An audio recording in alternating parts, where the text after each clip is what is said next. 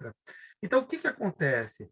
A gente identifica na literatura algumas menções a terreiros de candomblé que passam a se dizer de Umbanda para fugir da perseguição. E a gente também observa terreiros de Umbanda que passam a se dizer espíritas também porque fogem da perseguição. Quer dizer, você tem um gradiente de perseguição. Isso explica, né, as casas de Umbanda que passam a trazer atabaques, etc. e tal, e essa visão de orixá, tal qual ela é do candomblé. E você explica também aqueles centros espíritas que não são vinculados à Federação Espírita Brasileira, mas que tem no seu trabalho, por exemplo, recebe preto velho e caboclo. Você pega, por exemplo, Divaldo Franco até hoje fala, né? O expoente do espiritismo fala, não, aqueles são espíritos não tão elevados, né? Então assim, quer dizer, isso dá mais coerência para o que a gente encontra e vai contra essa história de que de repente alguém acordou e resolveu fazer alguma coisa diferente. Quer dizer, me parece que é muito mágico. Então, baseado nesse leito, Camila, né? Assim, para você entender, isso faz a tenda como a tenda da Piedade manteve a tradição, né? Porque de todas as tendas fundadas pelo Caboclo das Sete Encruzilhadas, assim, ele funda a primeira tenda em 1908, a segunda tenda em 18, a terceira acho que em 24, e até 30 e 35 ele funda as sete casas, né? Mas como que ele fundava? Ele destacava um médium da casa, colocava como dirigente da outra casa, o guia que trabalhava com aquele médium virava o guia espiritual da casa, o guia-chefe da casa, e ele continuava ali na tenda da piedade, a casinha dele, etc. E tal, e ainda falava assim: não olhe para a grama do seu vizinho, é responsabilidade do outro fazer o que deve ser feito, né? E a gente sabe que eles tinham essas casas, eles tinham reuniões mensais nas quais o Zélio de Moraes incorporava o Caboclo das Sete Encruzilhadas, e aí os dirigentes conversavam com ele, tiravam dúvidas, etc. E tal. Mas, enfim, não havia uma ideia de hierarquia, como aconteceu com a Tenda Mirim, que foi fundada em 24 e passa a ter filiais. Então, Caboclo Mirim e Benjamin Figueiredo, eles são dirigentes da casa matriz e das casas filiais. Quer dizer, não há essa relação hierárquica no grupo que é originário ali do Zélio de Moraes. Apesar de que Benjamin Figueiredo foi se formar com o Zélio, né? Tem essa história também. Então, em suma, diante desse quadro, o que a gente passa a entender? Que as outras casas, esses dirigentes, não aconteceu o mesmo que aconteceu na Piedade. Então, na Piedade, Zélio fica perto de 60 anos na direção da casa, aí ele passa a direção para sua filha Zélia, que trabalha em parceria com Zilmeia, sua irmã. Zélia dirige a casa até o ano 2000. Aí, quando ela falece, Dona Zilmeia assume a casa e vai até onde ela tem forças, no ano de 2010, quando ela passa a direção para Lígia, sua filha. E agora, recentemente, eu não sei se é 1, 2, 3 anos atrás, a direção foi para Leonardo. Então, ou seja, a gente tem uma descendência direta aqui, né? Leonardo foi o fim da vida de Zélio, foi na casa de Zilmeia, e Leonardo morava com Zilmeia. Então, assim, eles tiveram grande interação também. Assim, como amigo da família, posso te dizer o seguinte, que quando você passa daquela parede do social, né, quando você adentra a intimidade da família, você vê que a Umbanda é a grande história deles, assim, com muita frequência. Não, lembra, assim, você está conversando, não, porque teve uma época que Dedé, que é Dona Zélia, eu não sei o que, assim, sabe que as histórias estão muito presentes. Então, desculpe o exemplo aqui, mas eu sempre falo isso para eles. É como se a gente estivesse falando com o Obelix, né? O Leonardo é o Obelix, ele caiu dentro do pote da poção mágica, né? Porque ele carrega desde criança todas essas histórias, né, que estão vivas nessa tradição oral. Então, portanto, você tem uma casa que mantém esse modo de agir, esse modo de pensar, né? O que leva, então, a uma tradição que talvez se ramifique, se você pensar o problema das ervas. Por que eu desenhei tudo isso para você? Porque uma casa que vem de uma tradição do candomblé, como eu te disse, isso é explicável, né? Agora, do ponto de vista histórico.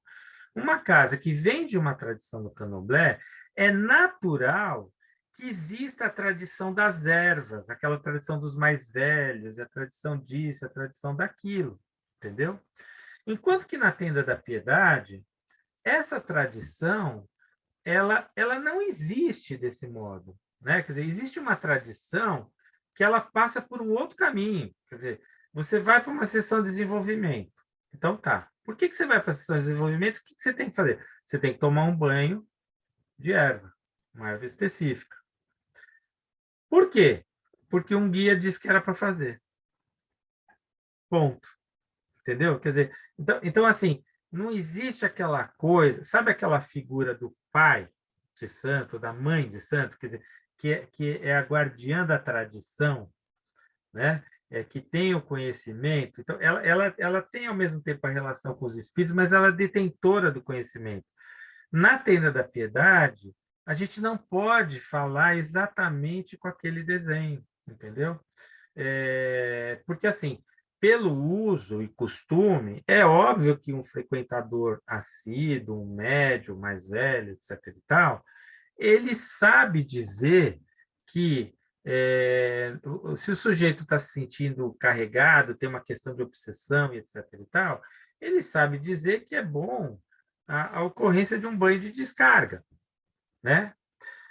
E que os banhos de descarga podem ser alguns. Pode ser o banho de sal grosso, pode ser o banho de alho, né? Pode ser o banho de Guiné, pode ser o banho de Tiana, que é um banho cheio de coisa, assim, alho, Guiné, não sei o que, tem toda uma fórmula lá, né? Mas, assim, qual é o banho recomendado à Camila que está passando por essa situação? Não sei. Quem sabe indicar é o guia, entendeu? Então, ou seja, não é uma tradição que passa pelos, assim, não dá nem para dizer que não passa por um saber já consolidado no tempo, né? Por conta do uso e do costume, mas ele não é exatamente aquele saber da tradição que a gente observa, por exemplo, numa casa de candomblé, que ele é mais profundo, ele é mais assentado, e ele tem um guardião desse saber, entendeu? Esse saber na Tenda da Piedade, ele é difuso. Então, se você vai na Tenda da Piedade hoje, tem um terreno que tem uma área que tem uma terra no chão. Então, existe um pé de guiné, existe um pé de alecrim, existe folhas de, eu nem sei se é pé, como é que chama aquilo, mas espada de São Jorge, que às vezes se dá banho também, espada de Ançã, existem essas coisas lá, né? Mas por que elas existem? Porque, com frequência, algum guia manda tomar um banho de alguma daquelas coisas. Então, a pessoa já vai lá e pega, né? Ela não existe no sentido de ter, vamos dizer assim, alguém que não tem aquela figura do zelador do terreiro, sabe assim? Não existe. Até assim, quando você pensa zelador de prédio, que é aquele que cuida, tal, que é o jardineiro, a gente tem um jardineiro que é contratado para passar o rastelo, podar as árvores, recolher as folhas, enfim, se você entender o jardineiro como zelador, ok, mas ele, por exemplo, ele não é da Umbanda, então ele fala, eu não meto a mão em nada aqui. Entendeu? Então, assim, é um contrato de trabalho, né? Não é uma relação de saber ancestral, não é uma relação de conhecimento daquela figura que eu não conheço o candomblé, mas o pouco que eu entendo e leio e Sim. tal, a gente sabe que tem terreiros que a pessoa mora ali, né? Quer dizer, é obrigação dela, aquela é a função da vida dela, ela trabalha com aquilo. Então, a casa, inclusive, mantém materialmente aquela pessoa, porque ela precisa comer, e etc. e tal, né? Tem um estudo específico de plantas, né, no candomblé. Exatamente, exatamente, né? Então, assim, o que a gente tem são dois grandes grupos, né? Aham. Um grupo da descarga, que é no Uhum. sentido de limpeza, né? E aí a gente fala mais sobre o ponto de vista espírita. Então, assim, você tem um obsessor, você tem um miasma, então você precisa desencalacrar aquela energia. Quer dizer, então, você tem os banhos, e os banhos têm gradações de potência, vamos dizer assim. Sal grosso é mais potente do que alho, por exemplo, né? Então, você tem uma gradação, e sal não é erva, é mineral, mas, ok. E tem outros banhos, por exemplo, outro dia eu vi um guia falando de banho de lua, né? Assim, aí eu falei, deve ouvir Celi Campelo. Toma um banho de lua, né? Sabe? Mas, enfim, banho de lua é aquele banho que você pega a água num pote de vidro e coloca à noite para que a lua venha agir sobre a água, né? Então, assim, portanto, nós estamos falando de um campo geomineral aí, quando você olha para esse ponto de vista, né? Então, não são só ervas, isso que eu quero te dizer, né? Mas, obviamente, a gente é o maior volume, é o volume de ervas. E você tem o banho também, o banho de força, quer dizer, aquele sujeito que, né, assim, se você toma um banho de descarga, né? E a gente não chama de descarrego lá, a gente chama de descarga, né? Você toma um banho de descarga, é aquilo que leva, é para levar embora.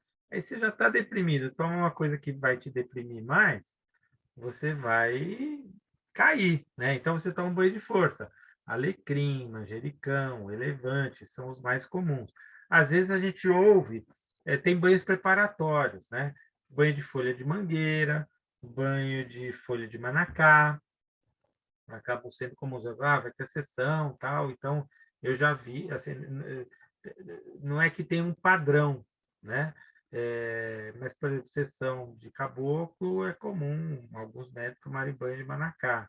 Sessão de desenvolvimento, banho de folha de mangueira, entende? Assim, então, por conta da tradição, a pessoa já até sabe que tem que fazer aquilo, mas não significa que ela não receba uma ordem diferente. Por exemplo, eu ainda na fase de desenvolvimento mediúnico, eu tive, assim, tem que tomar banho de mangueira, ponto. Então, antes da sessão, eu tomo banho de mangueira. Mas um guia falou, não, ó, você tem que tomar banho de manacá hoje. Então tá, então eu tomei banho de manacá. O fato é que naquela sessão foi a primeira sessão que eu senti a vibração de caboclo, né? Então, o manacá abre o caminho para aquele tipo de entidade, não aquele outro. E aquilo é uma recomendação absolutamente particular, você percebe? Então, você não pode dizer que é uma coisa da casa, porque o médium em si não saberia te dizer isso. É o guia que vem e diz, entendeu? Então, às vezes o guia vai falar, olha, é um banho de rosa branca, por exemplo, um banho mais voltado à saúde, né? Então, dependendo do banho, o guia vai falar, ó, você pode jogar da cabeça para baixo, outro banho não. Então, assim, é quase que customizada a situação, né? E essa figura do detentor do saber, ela não está presente. Então, quem ocupa essa posição é a espiritualidade, é o guia que olha pelo desenvolvimento daquele filho ali, daquela, né? Porque assim, o guia ele tem tanto aquele que se consulta com ele, né? Fica, vamos dizer, sob a responsabilidade dele, quanto aquele que é um filho da casa e está em desenvolvimento, está na corrente, ele também se consulta, né? São orientações, às vezes, diferentes, né? Porque se a gente tomar como uma condição geral, o sujeito que vem para a consulta, ele quer mais é saber da vida dele, né? E o sujeito que já é da casa, ele tende a olhar menos para a vida dele e mais para o desenvolvimento mediúnico. Então, assim, a gente pode dizer que tem uma pequena diferença de um para o outro, apesar dessas coisas, obviamente, se misturarem, né? Às vezes você tem um consulente que fala, não, é que eu acho que eu tenho mediunidade, tenho que trabalhar na corrente. E aí você tem um filho que fala, não, eu estou com um problema lá com o negócio da herança. Enfim, essas coisas acabam se misturando, mas a gente poderia classificar como uma coisa assim, 75% de um, 25% do outro, e do outro caso, 25% de um, 75% do outro, sabe assim, né? Pensando grosso modo. Então, enfim, quer dizer, aí é onde a gente cai na questão das ervas, quer dizer, o que a gente tem claro são essas duas grandes tipificações, né? E óbvio que você tem aí algumas figuras aí específicas. Então, por exemplo, tem Douglas, que é um dos cambonos da casa. Douglas é nascido e criado em Boca do Mato. Então, ele e de uma família que já lidava com Zélio, né? Então, assim, quer dizer, a tradição da família dele, essa é uma outra característica da Tenda da Piedade. Tem uns paraquedistas como eu, mas tem muita gente que o avô trabalhou com Zélio de Moraes, e o pai, e assim por diante. Então, essa mesma tradição que você vê na direção, ela se mostra também em famílias que estão presentes dentro da casa. Então, Douglas, por exemplo, é membro de uma dessas famílias. E Douglas é um sujeito que conhece o mato, assim, eu já andei ali, né, com Douglas para pegar coisas para a tenda, no mato é assim, impressionante, assim, sabe aquela, imagina para um cara de São Paulo, né? Para mim é tudo mato, né? E o cara sabe que, não, essa aqui é não sei o que, não sei o que, não sei o que lá. Ele sabe de tudo. Ele sabe o nome das coisas, porque ele é do mato, entendeu? Então, em certa medida, tem também em Boca do Mato, que é um lugar, assim, recentemente, não, mas como a gente estava falando antes de começar a gravar, relativamente isolado até hoje, né? Então, assim, existe um conhecimento de Boca do Mato, me parece, sobre essa questão das ervas, que vem dessas famílias mais antigas que estão lá, né? Outros que são mais recentes, eu já não vejo tanto isso. Então, Douglas é um sujeito um pouco mais novo que eu, assim, deve ter o quê? 10, 15 anos menos que eu, né? Mas o conhecimento dele de ervas é uma coisa impressionante, tá certo?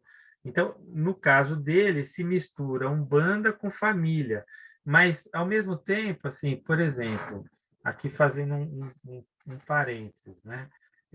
Em julho eu fui para o Saco do Mamanguá, em Paraty, né? E conheci uma senhora, Caiçara, e lá na casa dela, ela falou, isso aqui é erva para não sei o que, isso aqui tá... E ela um monte de erva lá, porque a farmácia dela é aquela, né? Porque sair do Saco do Mamanguá de barco até Paraty é 2 horas, né? Não tem farmácia, não tem padaria. Até pouco tempo atrás não tinha luz elétrica, 5 anos atrás não tinha luz elétrica. Então, ou seja, a gente também tem uma tradição cultural que é brasileira, originada, eu diria assim, predominantemente no povo indígena, que conhecia o mato e as ervas. Quer dizer, essa medicina popular, ela também está presente, né? E outros casos, por exemplo, até está aí no Instituto Federal em São Gonçalo. Tem a Cláudia, que é professora do curso de administração, ela é lá da Tenda, e tem a mãe dela. A mãe dela é terapeuta ocupacional, também atua aí no Campo São Gonçalo do Instituto Federal, mas ela em si é pesquisadora de ervas, entendeu? Então, assim, junta aquela coisa, como eu juntei a minha pesquisa, a esse conhecimento que eu adquiri a partir da Tenda da Piedade, ela acaba fazendo a mesma coisa dentro da profissão dela, mas é um caso à parte que não está inserido dentro desse contexto de uma tradição cultural. Eu acho que se você olhar o todo como tradição cultural, é isso que a gente vê, né? E aí, para você entender, né? Por exemplo, muita gente de vez em quando chama pai Leonardo. Ele fala assim, cara, ó, até onde eu sei, eu só tenho um filho, que é o Rafael, né? Que é o mesmo que Zélio fazia. Quando chama o sujeito de pai Zélio, assim, quando fala pai Zélio, para a gente dói um pouco o ouvido, porque a gente fala o seu Zélio, né? Como você fala da dona fulana, do seu não sei quem, né? O seu Nicanor. né? Enfim, quer dizer, daqui a uns anos, quando você tiver lá seus 70 anos, Dona Camila, seu Maurício, sabe assim? Quer dizer, esse tratamento que é o tratamento Uhum. civil, né? Então, assim, é aí que eu te falei logo no começo, não sei se a gente gravou isso, mas a ideia de que existem algumas diferenças que são nítidas, né? Por exemplo, o uso do atabaque, a indumentária, sessões de consulta com Exus, pombagiras, que a Tenda da Piedade não faz, aí tem um motivo para isso, mas existe também esses elementos mais sutis, né? Assim, essa coisa de pai, ela é completamente atravessada, porque todo mundo fala, não, eu sou médium, então, assim, eu não sou nada, quem é o guia, né? Então, assim, eu sou só um trabalhador. E aí, se eu estou nessa posição de babá ou de médio de caridade, que é quem dá consulta, ou da corrente, quer dizer, se existe uma hierarquia do trabalho, essa hierarquia ela não se reflete no corpo da casa. Então, assim, Leonardo é Leonardo, ou, né, eu conheci em São Paulo, todo mundo chamava de Léo. Então, eu chamo Leonardo de Léo, né? E muita gente lá o chama de Léo. Então, tem isso, assim, né? De você chamar a pessoa pelo nome, pelo apelido, aquela coisa toda. Mas não há essa coisa de hierarquia, eu mando mais do que você, é, enfim, a cadeira especial, Aham. porque eu sou o pai de santo, né? Que tem aquela cadeira maior, ou beijar a mão, enfim, ou qualquer outra coisa, né? O que existe, claro, é uma referência pelo grau espiritual que a pessoa tem. Então, assim, quando o guia vem, a pessoa bate a cabeça para o guia, né? E quando o guia vem, ele bate a cabeça para o dirigente da casa, porque ele, apesar de ser guia, ele deve respeito ao dirigente, porque o dirigente é o chefe da casa, né? E Uhum. ele bate cabeça para o guia, bate cabeça para o babá bate cabeça para o guia, todo mundo bate cabeça para todo mundo lá, né?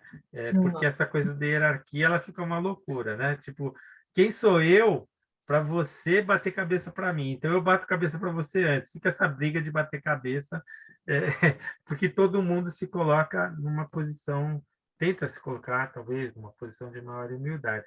Então, enfim, quer dizer, é mais ou menos isso que você encontra lá, né?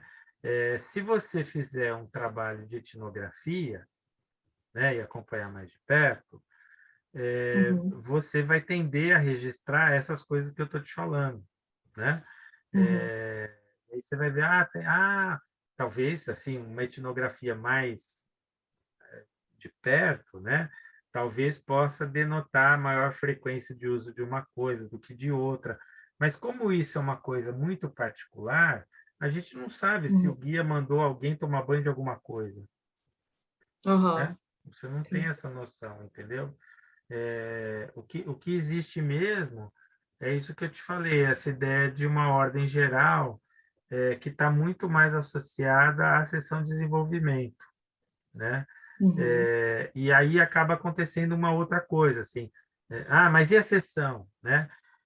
Como cada médio de caridade tem o próprio guia, quando é o caso, o guia fala, olha, antes de cada sessão, eu quero que ele tome um banho de tal coisa, entendeu?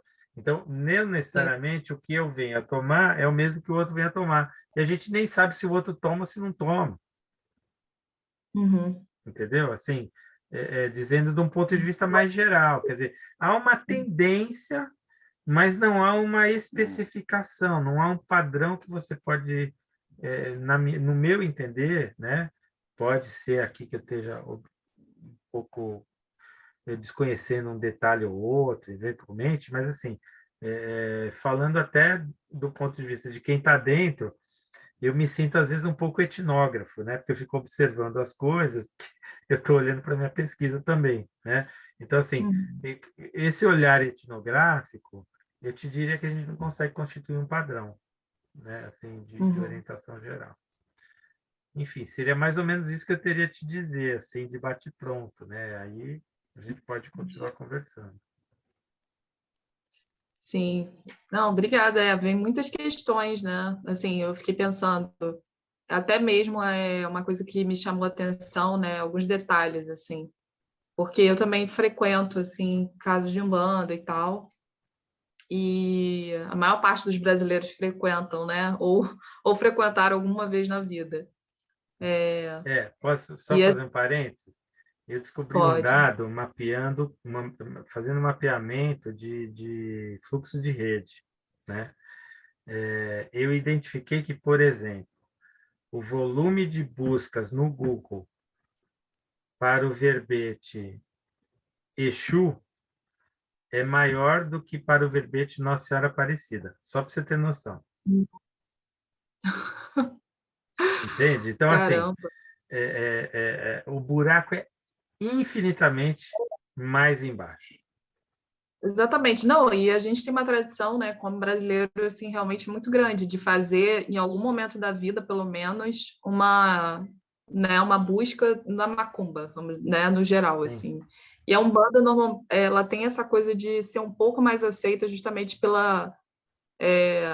por ter essa conexão que liga um pouco mais próximo à religião católica, né, assim. Tem o sincretismo mais forte, assim, né?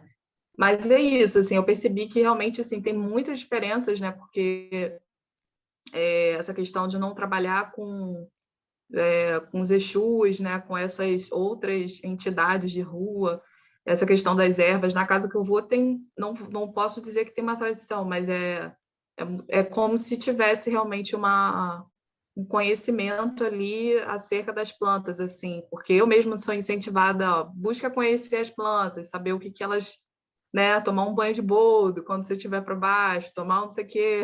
Então, E acontece que essa é a diferença.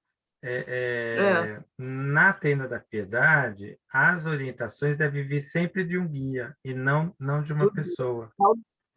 não você buscar também esse conhecimento, né? Então, exatamente. Por exemplo, O- a gente vê algumas coisas, assim, eu não estou fazendo crítica, estou só tentando pontuar para entender as diferenças, Aham, né?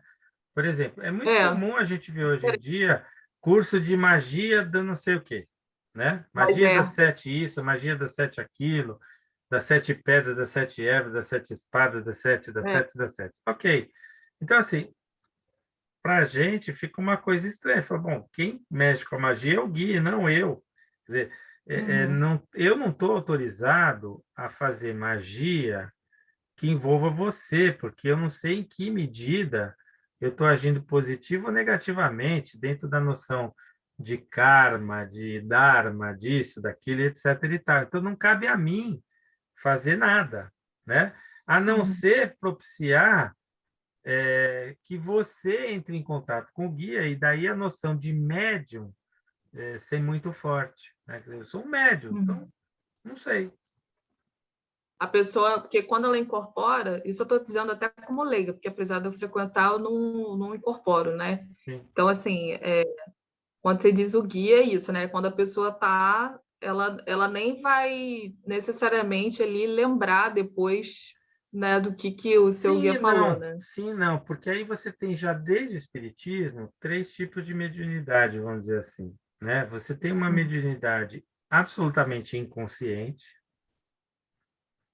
ou seja, a pessoa apaga, não sabe o que aconteceu. Você tem na Uhum. outra ponta uma mediunidade totalmente consciente, ou seja, a pessoa está vendo tudo, ouvindo tudo e lembra, o que é completamente maluco, porque imagina a situação, você falar coisas que você não falaria para uma pessoa que você não conhece, né? Então fica meio maluco e você não consegue parar de falar, né? Enfim, quer dizer, você não ter domínio é uma situação esdrúxula, né? E você tem a situação do médium que fica no meio do caminho, né? Que a gente poderia classificar como semiconsciente, que ele tem consciência e de repente depois esquece, ou enfim, alguma coisa mais ou menos como essa que você falou, né? Ah, Agora, é, seja qual for a condição, se a pessoa lembra ou não, o fato é que assim a experiência mostra, né? O acerto. Esse é o ponto. Então, tem algumas coisas que você fala, pô, mas enfim, né?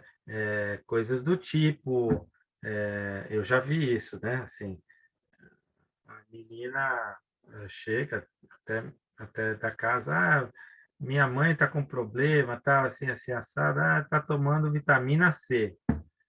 Aí o guia, imagina a situação, o médium não conhece a mãe da mulher, nunca viu, mas gorda, não sabe quem é, né? A menina tinha acabado de chegar na casa, fala com ele. E aí ela fala, não, minha mãe é assim, assim, assado, comentando. Aí o guia fala, não é vitamina C, tem que tomar vitamina B2.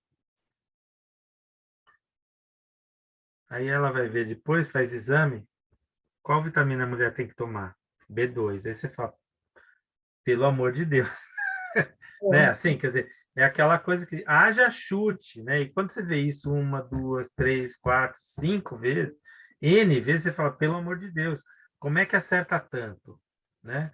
É. Então assim, é aí que a gente entende, quer dizer, eu estou trazendo esse exemplo para você entender que o médio ali, o papel dele é ser a carcaça mesmo, é o Uhum. alto-falante, sabe assim?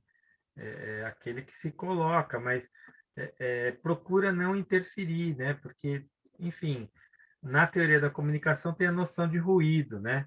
Então, o meio, ele deve ser, em tese, aquele um canal por onde você tem o menor nível de ruído possível, para que a mensagem chegue pura do outro lado, né? Então, a ideia da mediunidade, ela tem essa associação com a noção de transparência aqui nesse caso, né? Por isso até que é Uhum. médium, médium é meio, né? Em inglês é medium, né? Uhum. Enfim, né? Esse médium vem do latim, no caso, né? Porque ele vem do francês. Então é um pouco isso, Camila, sabe? Assim, quer dizer, por mais que eu saiba que o banho de alho é um banho de descarga, uma coisa é o Maurício falar, Camila, tome um banho de alho. Outra coisa é o guia que vai falar assim, ele vai entender e falar, peraí, alho, guiné, tome tal banho. Desse Entendi. jeito, Então vai em ser, tal vamos dia. dizer assim, não é uma coisa, não é é isso, sai do racional e talvez não tenha nem o mesmo efeito, né, ali na hora que. Exato, exato. Então, assim, por exemplo, não é raro você ver o seguinte, olha, na noite de lua cheia você deve tomar tal banho preparado de tal forma, entendeu? Uhum. E aí foge a qualquer, enfim, qualquer pressuposto de uma padronização, entendeu? Sim. Eu não duvido que lá no Candomblé viesse a mesma orientação de tomar o banho tal data na lua tal, sabe assim? Ok. Mas o fato é que, assim, se a gente considerar a ideia de um encarnado e de um desencarnado, né? Quer dizer, esse conhecimento ele não está assentado plenamente a ponto de ser apresentada toda a, a atribuição, né? Quer dizer, a indicação naquele sujeito que é o. Tocou a campainha, agora o cachorro está latindo. Os males de trabalhar em casa hoje em dia, né? Então, É, normal. então tem isso assim, quer dizer, não está assentado o conhecimento naquela tradição de que alguém pega alguém mais jovem, prepara, ensina tudo, sabe? Entende? Quer dizer, em tese, poderia morrer todos os babás, desaparecerem, aí vem novos médios e a coisa continua, Sim, que seria entendeu? uma tradição, né, Porque como ela você está no falou. guia, ela não está no encarnado, o conhecimento não está aqui embaixo, ele está lá em cima. Lá em cima, Sim. assim, nesse sentido, né? Ela não está Sim. no sujeito vivo, né? Agora, as umbandas, elas vão ter, eu acho importante pontuar isso, né, porque esse vídeo é para disponibilizar mesmo, né? Hum? E assim, acho que fica bem claro assim que realmente a Umbanda ela tem, apesar de ter essa esse desenvolvimento histórico que a gente, né, reconhece, você contou a história toda aí com detalhes que poucas pessoas com certeza sabem, assim, né? Muita gente nem sabe até que né? A casa do Zé era em São Gonçalo e Sim, tal, sim, enfim, tudo isso é novidade para muita gente. sim. Então é legal ter esse registro histórico mesmo de desenvolvimento, assim, foi bem bacana. Mas eu acho que também, assim, o legal é justamente a gente entender esses pormenores, né? Porque entender que mesmo sendo a Umbanda, assim, entender que ela não é única, né? Ela vai ter diferenças, porque eu sei, por exemplo, que você chama médium, né? Você vê, essa tradição do Zélio, realmente ela tem uma ligação muito clara com o kardecismo, né? Porque em Sim. alguns lugares você chama de cavalo quem recebe, né? Então, aí é o ponto.